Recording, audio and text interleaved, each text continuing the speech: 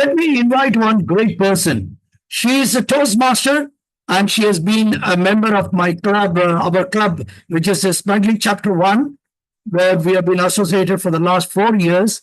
She is a District 51 Pathways lead and Founders District Area Director C3 for the Central Division. She is a stockbroker by profession for more than 20 years and with one of the largest public listed conglomerates in Malaysia. She found her passion in public speaking via Toastmasters District 51 when she was pursuing her MBA in October 2014, and that was her second chance to excel in life to make her late father proud. She is a two times distinguished Toastmaster. She has been awarded as the District 51 Toastmaster of the Year 2019-2020. She served as District 51 Division P Director, and she has achieved a distinguished President Distinguished Division. She is a pathways enthusiast and has completed, can we all give a big applause? She has completed 11 paths as of May 2023. She believes everyone can achieve his or her dreams via Toastmaster as they become a great communicator and an influential leader. Please help me welcome distinguished Toastmaster Patricia Yap, who is going to be presenting on the table topics contest judgment. Over to you, Our Royal Highness Distinguished Toastmaster Patricia Yap. Thank you so much. A huge round of applause to my mentor as well, Distinguished Toastmaster Morley, simply because I learned so much from him, especially his leadership. He is always willing to serve wholeheartedly based on the core value of Toastmasters. Today, I feel deeply honored as I have an opportunity to serve in District 20. I send you love for Founders District and also District 51. Above all, the most exciting thing is we are all passionate leaders. Hopefully in the future, we are able to groom our speakers and contestants so that they can excel to that best version of themselves. So today I'll be covering the table topics contest. And table topics contest, I'm sure all of you have certainly a lot of rich experience as well. I'll be sharing from my own perspectives. And if you do have your own perspective, how you can serve better as a judge, anytime, please share with all of us when there is opportunity. With this, I would like to start off a question. How many of you have been a table topics judge at least once in your lifetime since you become a Toastmaster? Okay, great. I almost see all hands. I see some smile. I see some laughter as well. Yes, table topics is one of the, I would say, most challenging to judge in any contest because you have such a short period of time to listen to the speakers. And the speakers, how they're going to develop their speech is only within the 1 and 2 minutes. So that is the very challenging thing. Now I'm looking at across the screen right now. I'd like to pose a question. How many of you are passionate about table topics contest? If you are, give me a thumbs up. I ask this because this contest only stopped at district level. I would love to illustrate the purpose of a table topics contest. Certainly is to test the contestants' impromptu speaking skills. And I'm sure in the corporate world, in the outside world, I'm sure Brilliant will agree with me. Impromptu speaking skills is most of the underrating skills.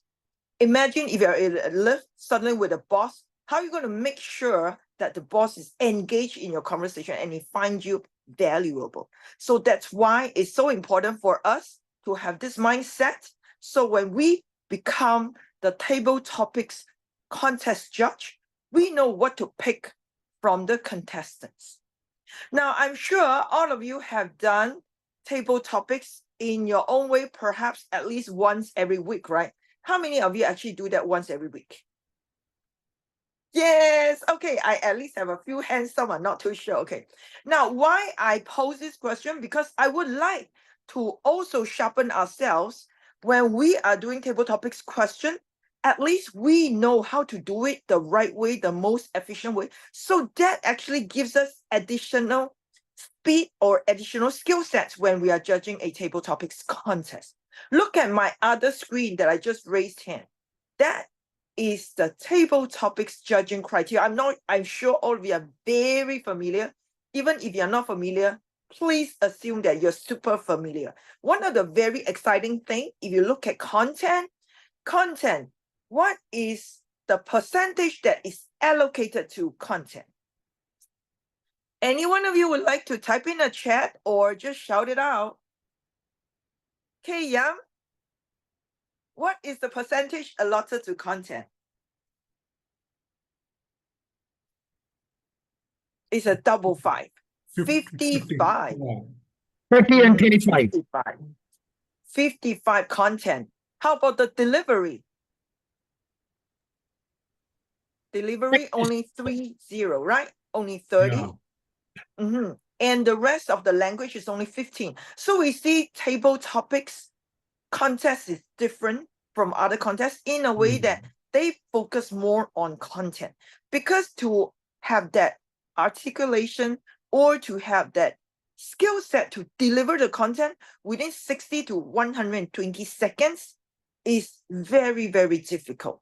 But having said that, that is what we are looking for in any contestant. Now, remember what Brilliant just mentioned right now. We are here to judge, not to evaluate, right? So table topics contestant, they speak really fast, and within that 1 minute of silence, you have to be able to give them the score that you need. Because of this, I would like to check it out with all of you. How many of you will give a full mark to any contestant? Full mark meaning to say, if you feel, oh my God, this speaker is so good, I'm going to give him 55 for the content. How many of you actually do that? I'm very happy. No hands are raised, right? So from my experience as a judge, I have been trained by more than 30 chief judges, even beyond. I have to say one of the very important practice that I always hold on to, I never give any contestant full mark. Never. Simply because that gives me a better room when I need to make certain decisions. Now, one of the very important thing that I have to share with all of you, while we are doing table topics contest, most of the time, you may have contestants with very close mark or even exactly the same mark. Why? Tell me, how many of you have been to a contest with at least 5 number of contestants for table topics? Have you? At least 5? I've been to District 20, 10, even more than 10.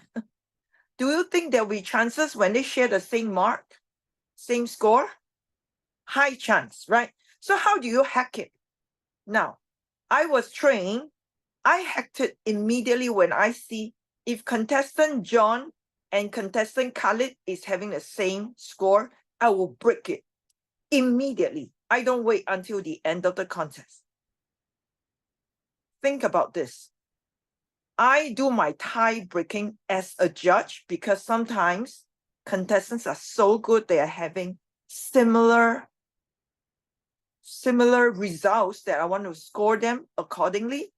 To make sure I am at the optimal of my cognitive skill set, I break the tie immediately. I never wait for the end of the contest. Thank you so much for nodding and giving me the confidence and certainly the best practice. I find this makes my life so much easier. I can be very honest with you. When I first became a judge, I was overwhelmed when there were just 4 table topics contestants because I was so young and so new. And at the end of contest, even if I have just one tie, one meaning to say 2 contestants with the same score, I'm trying to think hard who is better. And that is so stressful, right? So as a judge, we make our life easier by having clear mind. So break the tie immediately when you have time. John, Khalid, break. Khalid, Kayam, break. All right. So that way we can immediately produce the outcome or the results end of the contest. Do you like this idea? If you like this, send some heart.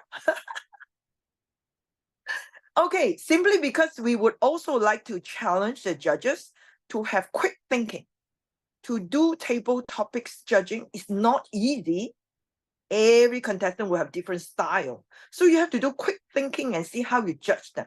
Now, be very mindful of all the contestants of different levels. Table topics doesn't require any one of us to achieve any of the education goal. Am I correct, DTM Murli? Anybody can answer, right? Because of that, you are meeting speakers from different level of their speaking experiences. So it's very important to know how to judge them. There are three very common methods contestant would use to deliver their table topics speech within the 60 or the 120 seconds. All right, number one method. What is the number one method?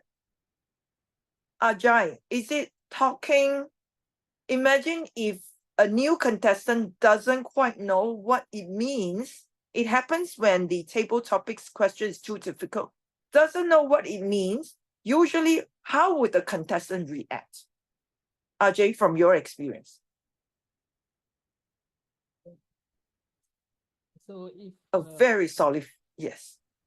so if the contestant did not understand the topic, Yes. or if it is too complex to understand, Yes. it depends upon the other factors, like how he developed the speech, how Right. effective he is speaking, okay, and Yes. the physical movements. It's not necessary that he should speak Yes. related to the topic, but Right. how he is looking or addressing or satisfying the parameters in the judge's ballot. Yes, yes. That is the best. That is also an experienced new contestant. I just want to share with you three methods usually contestant would always approach our table topics. The first one, if they don't know the question, they can't hear properly because they can't repeat, right? It happened before some of the contests. So they just do whatever it takes. Sometimes the smart ones will talk outside the topic, but the really seasoned ones, somehow they can have a very smooth transition to talk outside the topic. The second type of contestants, they talk around the topic. For instance, practice makes progress. The person only think of practice, so they only talk about progress. No, this is intentional to make sure all of us are still listening. They just talk about practice, and they forget about the other element of the question. So this is talking around the topic. The third one is the best. They really spot on talk on that topic. So from my experience, from how I was coached, the person who deserved to win in a contest is always the person who talk on the topic, spot on the topic, and even give us a new realization of the topic. All right. So these are some of the things that we are very mindful when we are judging the table topics contestants. So that just makes our life a lot easier basing on the judging criteria. If you're good with this, give me a thumbs up. Do give me some questions later on. I think I will keep it short. We will at least have 2 questions if possible. So be very mindful how they approach it. Now back to the entire judging criteria. How they develop the speech is so important. That accounts for 30 marks, all right? 30 is a lot. You want to listen to their opening, whether they have a very catchy opening, engaging opening. Most of the time, the less seasoned one, they will repeat the question, okay? If they repeat the table topics question to me, the really seasoned one, they don't do this because that is a waste of time, okay? So you want to use all these, how you are going to grade them or how you're going to score them. And of course, the second very important thing is how effective they are to approach the table topics question. Now, back to that question, imagine the table topics question.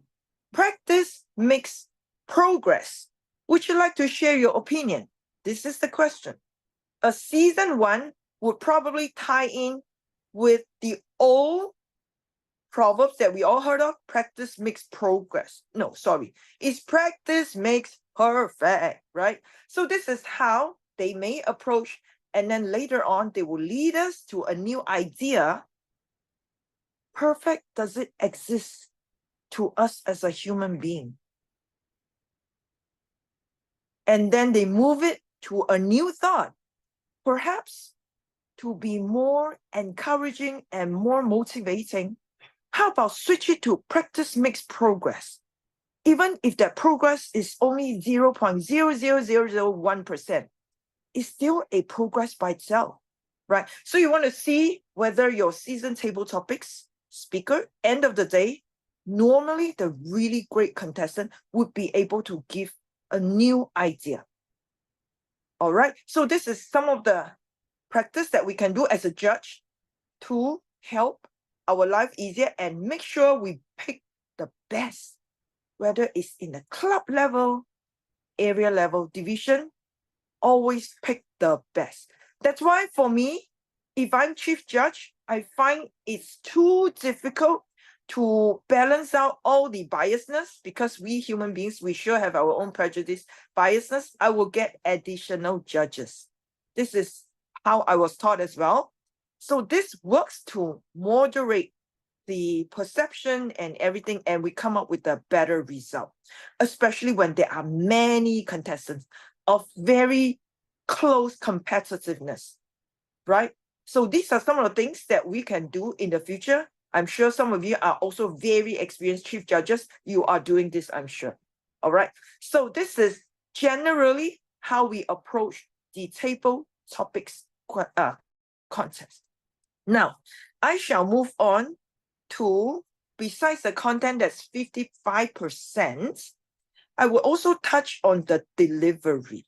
Okay, delivery meaning how they present their idea using their voice or their physical body language and all that. Now, especially on-site, is District 20 having all on-site contests from club, area, and division level, or is just area level and above?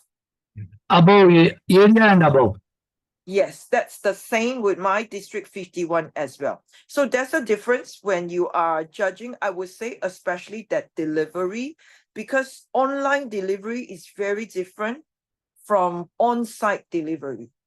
When it's online delivery, I'm not having the perfect virtual presence, but these are some of the things you'll be looking for if online on the club level. If they have progressed to the area level, then it's really important to see how they use the physical stage. I believe there is a stage always. So how they utilize the stage, make sure they're able to engage the audience. One of the things that I was taught is also whether the gesture is purposeful. I've seen contestants, or even I myself, when I used to compete, I thought the more gestures, the better. Is that true or false? If it's false, tell me it's false. No, it's not, right? It got to be purposeful. But how do you judge whether it's purposeful? Then I would leave this to you. Because I think for a lot of us out there, purposeful has to be authentic. If I'm just doing all this for the purpose of showing off or doing a show or performing, maybe some of the audience may think, oh, it seems like you're acting. Do you really mean what you want to say? Being authentic, I believe, is a quality that we also look at the contestants. And how do we judge that authenticity of the contestant? It's true voice. Whether they're speaking using their natural voice, unless they are in a different character. If they are in a character, for instance, they are a laughter yoga guru like K Yang, they can tweak their voice, right? because it's going to be entertaining. So everything got to be purposeful. So these are some of the things that we are looking for, especially whether it's online, on-site, is the voice modulation. On-site, the body gestures, that's important, and the eye contact. I'm looking at you right now, and I feel really warm because I know you are sending me a lot of great energy. Right. It's beautiful. And this true human connection, you can test it out within or amongst your contestants. You feel the contestants are really authentic and they are really speaking to you from the heart. You can feel that. Because we are all human beings, we all share the same human emotions. Finally, is the language. Language is always the appropriateness and also whether the choice of words is being selected is appropriate. But that again can be very subjective. And that's why for me, I try to listen to as many speakers as possible. So that gives me an opportunity to always do quick judging. Even when I'm talking to any people, I practice my listening skills. It's so important for the judges. Oh, I can't stress the importance of speaking, listening skills.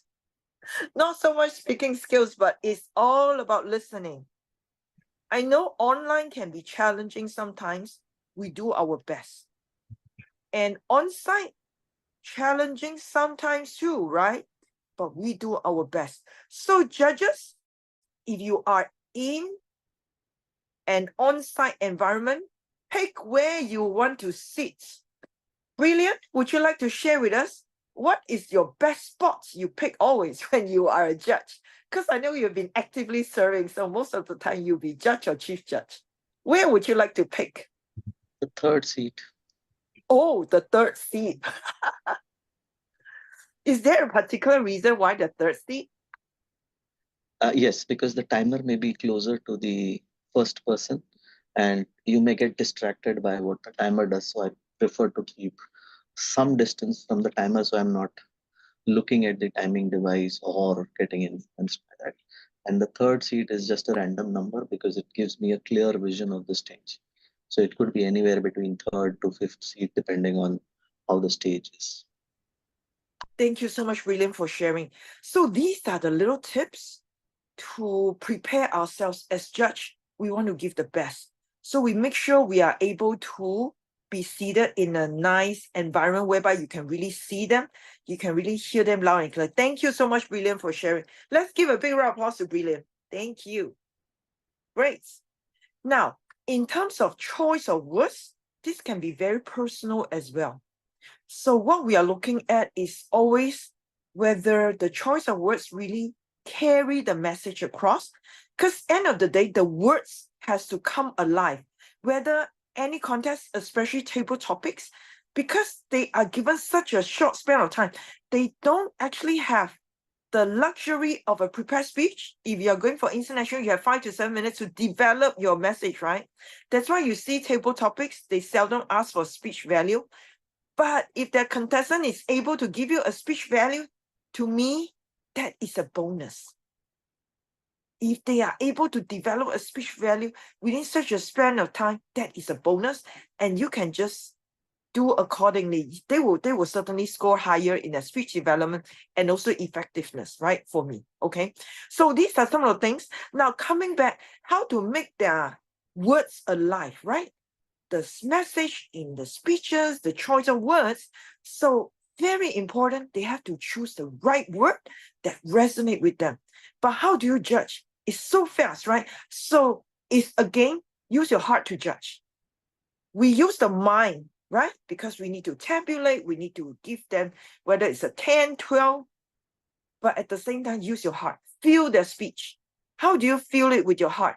I want to pose this question to Vikram. Yes. How do you listen to a speech with your heart? How would you like to do that? Yeah. See, when it comes to heart, it just comes away. We cannot express how and why it happens because the heart gives you the answer that yes, I like it. And Yes, then we use our mind to put that feeling into a number. That's all I would say. absolutely. Fantastic. Thank you. That's why I feel so much appreciation for all the contestants out there, because there's so much they need to go through in order to be a contestant, even club level as well. Because of that, I feel it's a privilege to be a judge. Their faith is in all the judges' hand. And I thank District 20 for this amazing opportunity to prepare all of us, even myself. I'm so honored to share my findings, and I believe you guys are rich with your vast experiences as well. There will be more sharing certainly after the session is over. And let us encourage more and more club members to kickstart their contest journey just by participating in the table topics. That willingness to participate is a game changer for them, for their own personal journey. Even if they don't win, the fact that they participate is already a win. Now, because of this, thank you so much. And I believe, end of the day, as a judge, we hold on to that judging criteria. As Brilliant has mentioned, we always keep ourselves updated. Thanks to technology and thanks to Toastmasters' generous sharing. We share all the time. And that's why I love Toastmasters. And I believe whichever district we are, District 20, District 51, Founders District, everywhere, we are all here to share our experiences beyond our district. And that's how we can make our Toastmasters world a better place. And end of the day, we want to impact our world to make it a better place. So with this, I send you a lot of hearts.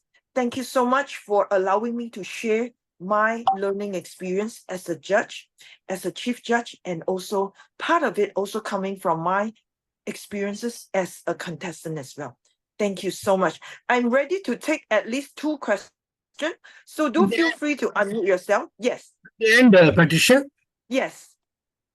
We will take it up at the end of the session. Oh, fantastic. Thank Okay. you. Thank you. Thank you very much, distinguished Toastmaster Patricia Yap. I want all of you to see me. This is Patricia Yap's style of congratulating and thanking. Please, let's give her a big applause. Thank you. Thank you. Thank you. 360-degree round of applause. Thank you to every one of you. I love you. Thank you.